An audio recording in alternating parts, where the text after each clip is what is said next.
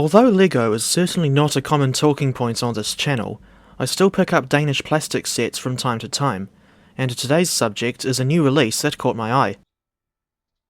These are my 2 cents on the new LEGO City Arctic Explorer train, set number 60470. For the record, this video is not sponsored by the LEGO Group, and I bought this set with my own money. The Arctic Explorer train was released on the 1st of June 2025, and I bought it from the warehouse in Papamoa, out east in the city of Tauranga, for 270 New Zealand dollars. With a piece count of 1,517, that meant the price per piece was around $5.61. Make of that what you will. As for why the set caught my eye in the first place, aside from the bizarre concept of a train running in the Arctic, of all places, it's mainly because LEGO doesn't release train sets all that often.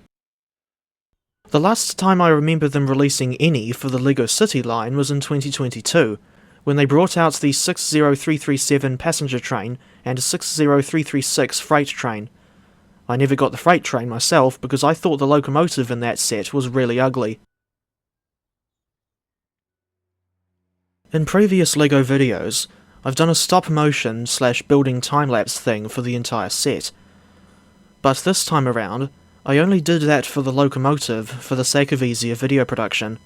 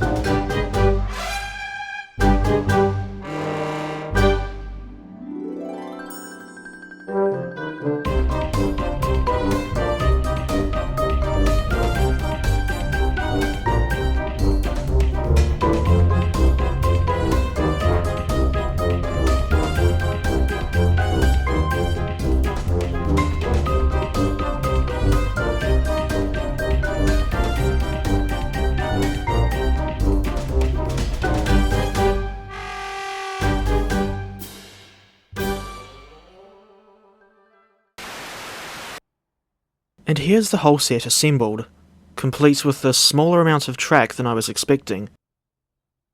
The centerpiece is the so-called mountain tunnel, which has reasonably convincing rocky details and a bizarre play feature. There's a lever that gets nudged as the train goes over it, and that trips a tile on the mountain top to knock some boulders over. Meanwhile, you also get this research station with a crane, as well as this unusual tracked explorer vehicle. Come to think of it, I'd love to see a LEGO version of the Antarctic snow cruiser. If you know, you know. As for the train itself, this only consists of a locomotive and 2 items of rolling stock. I would have preferred to see a longer consist myself, but then again, I've seen enough trains in official LEGO sets to realise that they are generally very short, for whatever reason. One of the included wagons is touted as being a passenger coach. Now I don't know about you, but this doesn't look at all like a coach to me. It's more like a flatbed with a little research hut on it. In any case, one thing that the rolling stock and LEGO City train sets generally have in common is their bizarre lack of any specific real-life basis. Even then, at first glance, I thought the locomotive in the Arctic train set was weirdly reminiscent of the Class 43 HST power car, of all things. Another thing I noticed on the locomotive was its lack of working lights. Considering the fact that the older 60337 passenger train does have working lights, I am disappointed in their absence on the Arctic locomotive. Further disappointments could be found in the wagons, specifically the absence of proper metal axles, which results in the wagons moving rougher than the older stock, and the flimsiness of the well wagon. The latter issue is caused by the main frame being moulded in two separate halves instead of one solid unit, as was the case with the wagons in the old Maersk train set from however many years ago. Something I haven't mentioned yet is the battery situation. The 60470 set requires 10 AAA batteries, 6 in the locomotive's battery box and 4 in the remote control. Of course, the set doesn't include any batteries as standard, so that's another thing for which to fork out money on top of the already expensive train set.